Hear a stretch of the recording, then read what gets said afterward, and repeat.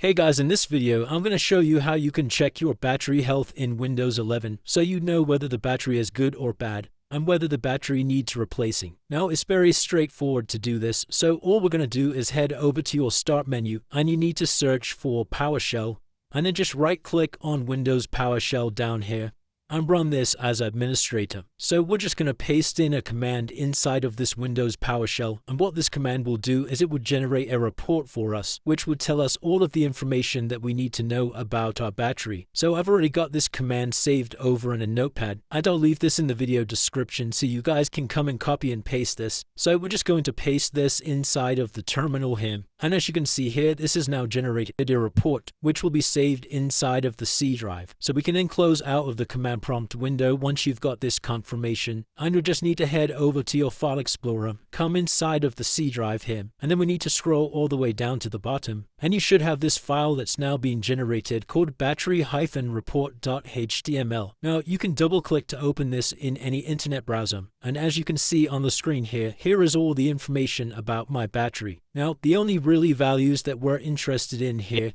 is this design capacity and also this full charge capacity. So what this basically means is design capacity is the battery life when you first bought your laptop. So when it was brand new and never been used, this was the capacity of your battery here. And the second one is your current capacity of your battery. Now, what does this mean and how do we determine whether the battery is good or bad? Well, it's actually very simple. You just need to head over to the Start menu and we're going to bring up a calculator. And then you need to type in this bottom number here, this full charge capacity. So I'm going to type in 46881. And then we need to divide this by the top number by this design capacity here.